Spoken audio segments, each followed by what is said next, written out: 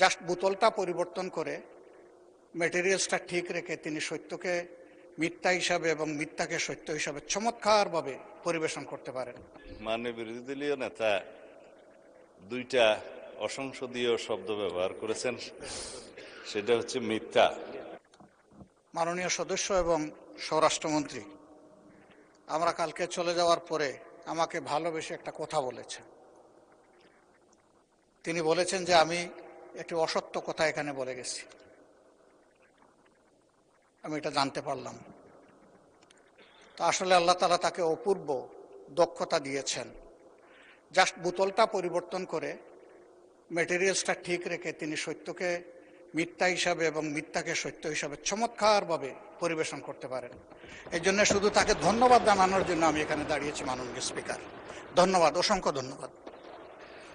মাননীয় বিরোধী দলের নেতা, আপনি পয়েন্ট অফ অর্ডারে নিশ্চয়ই এই বক্তব্য রেখেছেন। পয়েন্ট অফ অর্ডার চলমান বিষয়ের উপরে, এটা তো গতকালকের বিষয়, গতকালকেই শেষ হয়ে গিয়েছে, সুতরাং এটা এখন আর নতুন করে তোলার কোনো প্রয়োজন নেই। মাননীয় মন্ত্রী উত্তর দেওয়ার প্রয়োজন নাই। উনি যদি হাউসে থেকে বলতেন তাহলে নিশ্চয়ই আপনাকে রাইট অফ রিপ্লাই দিতাম।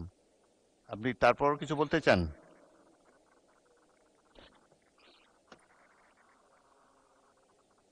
শোনা যাচ্ছে না তো, মাইক অন করেন। মাননীয় স্পিকার, আপনাকে ধন্যবাদ। এই মুহূর্তে মাননীয় বিরোধী দলীয় নেতা দুইটা অসংসদীয় শব্দ ব্যবহার করেছেন, সেটা হচ্ছে মিথ্যা।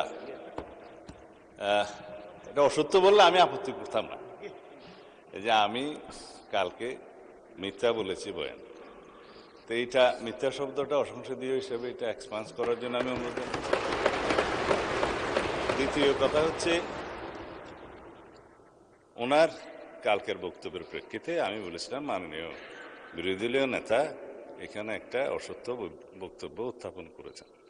সেটা ছিল যেখানে রুল 62 অনুসারে আপনি তারপরে একজন বেসরকারি সদস্যের উত্থাপিত মুলতাবি প্রস্তাব গ্রহণ করেছেন, ওনারা ওয়াক আউট করার আরো অনেক পরে, তাহলে সেটা পার্লামেন্টে উত্থাপিত বা পড়িত হইল কিভাবে?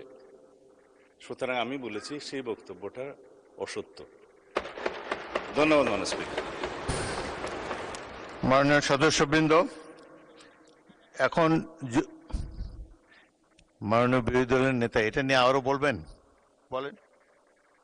বিভ্রান্তিটা এখানে মাননীয় স্পিকার, একই বিষয়ে একই প্রস্তাব একজন স্বতন্ত্র সংসদ সদস্য এনেছিলেন।